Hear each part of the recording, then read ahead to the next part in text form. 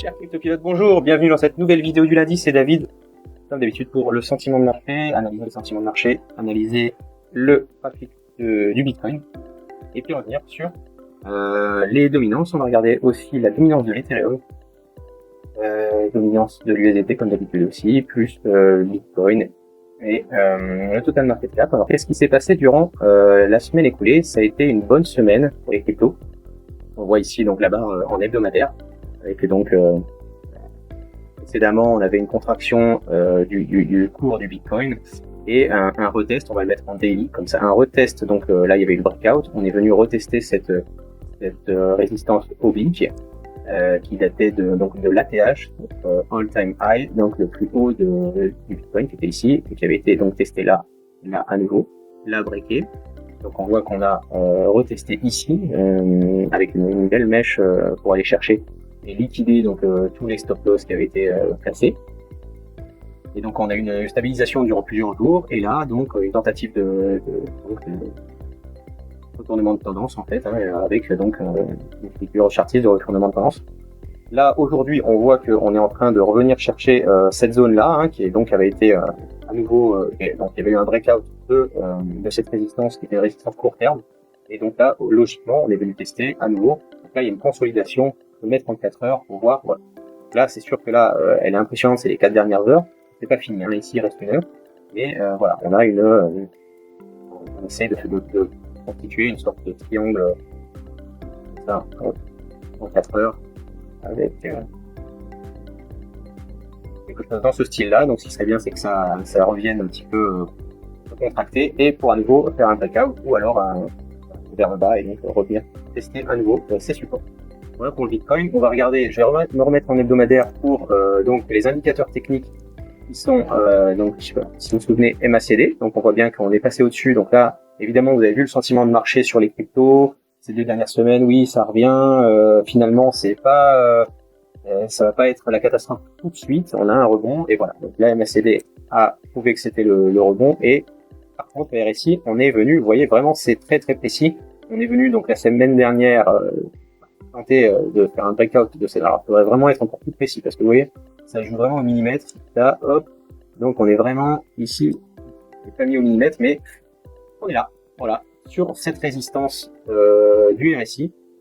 Ce serait bien que on fasse un breakout sur le RSI, qu'on vienne chercher vraiment, qu'on vienne prouver que la tendance s'est renversée. Pour l'instant, c'est pas le cas.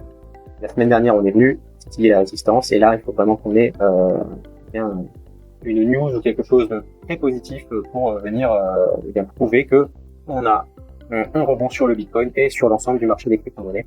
Sinon, on va continuer à ranger et voir redescendre, tester donc ce gros support des 14 à 17 000.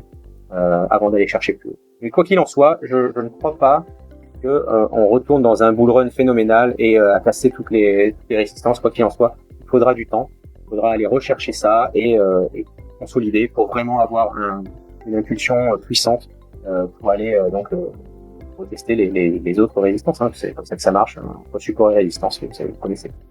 Donc voilà pour le Bitcoin. Cette semaine est importante. Voilà. Toutes les semaines, mais on a eu un breakout d'une première résistance court terme, comme je vous l'ai dit tout à l'heure. Donc, si on pouvait avoir une confirmation de ce breakout et pas un fake out comme on a eu durant toute la descente, ça serait déjà un bon indicateur. Voilà pour le Bitcoin. Ensuite, donc, je vous ai dit, on va regarder les dominances. Donc, l'USDT, voilà. On va regarder en daily, c'est plus simple dans les dominances. Donc, ça a suivi un petit peu pendant quelques jours donc la flèche indiquée. Alors là, on a un retour, un petit rebond sur les premiers supports qui étaient par ici. Donc c'est 6,90, voilà. Alors l'idéal, ça serait que donc il y ait un rebond au niveau de l'USDT dominance et ça revienne chercher plus bas. Là, vous savez, l'USDT, la dominance, elle, de l'USDT marche à l'inverse du marché des cryptos. Donc plus la dominance de l'USDT est forte, et bien moins le marché des cryptos est dans une bonne phase, donc on va dire que ça marche vraiment à l'inverse. Voilà pour l'USDT, donc on est toujours dans cette stratégie de pullback, de descente vers les 5,80 et donc jusqu'à la fin d'année. Voilà pour la dominance du USDT. Dominance du Bitcoin, on est on est toujours dans le gros canal, mais on reteste le breakout qui avait été là ici. Donc on est normal, on va dire, sur la dominance du Bitcoin. Dominance des alts, il faudrait que les alts, vous voyez là il y a eu un donc breakout vers le bas du support. Bon, c'était pas un gros support, on va dire, mais quand même ça donne une indication. Ça serait bien qu'on vienne le reprendre au niveau des alts, de la dominance des alts, pour que toutes les alts se portent bien. Sinon, ça va être si ça pump et que la dominance des alts baisse, eh bien ça voudra dire que tout va vers le Bitcoin. Voilà. Donc c'est des phases, hein. C'est possible que ça arrive où tout le monde va vers le Bitcoin et ensuite se reverse sur les alts. C'est toujours à deux vitesses. Voilà. Alors j'avais dit qu'on parlerait un petit peu de la dominance de l'Ethereum. Vous allez voir au niveau en weekly, la dominance de l'Ethereum est toujours, on a vu les indicateurs techniques, toujours dans ce canal entre celles-là. Et donc on est venu retester ici. Hein, on avait fait plein de fois au niveau de la dominance de l'Ethereum. L'Ethereum a vraiment du mal à passer les 20%. Voilà, ça peut arriver durant quelques semaines, mais tout de suite, vous voyez là, ça a été vraiment des coups de massue pour aller dès qu'on passe au-dessus des 20%. Donc il faudrait vraiment qu'on ait une clôture en hebdomadaire au-dessus des 21,2, 21,5 pour ensuite espérer aller chercher donc la résistance plus 25 ans. Pourquoi dominance d'Ethereum?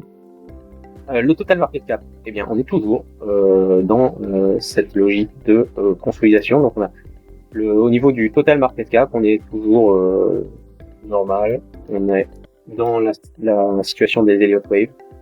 Tant que ce point C se maintient, on peut espérer donc un retour des vagues de progression, donc en 5 phases, 1, 2, 3, 4, 5. On peut avoir la même situation ici. Avec donc une première vague 1 et ensuite les autres vagues.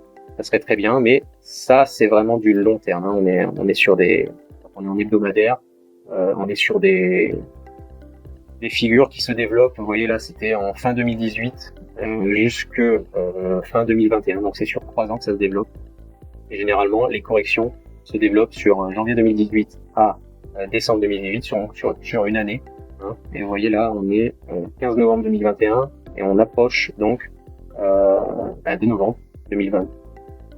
Donc on approche sur l'année. On peut avoir, comme je vous l'avais déjà indiqué, hein, le point C qui est là. Ce point C là peut être un peu plus bas, peut se situer ici. Et donc à ce moment-là, on aurait la vague C comme ça sur un an. Et ensuite, on repartirait sur le marché haussier avec 1, 2, 3, 4 et donc 5 avec les 3 vagues avec 2 vagues de correction durant cette séquence. Voilà. Donc ça, l'avenir nous le dira, mais j'espère que ça va se développer comme ça. Voilà, chers cryptopilotes, c'est tout pour cette semaine. Je vous donne rendez-vous lundi prochain pour une nouvelle vidéo du lundi et je vous souhaite une excellente semaine. À bientôt.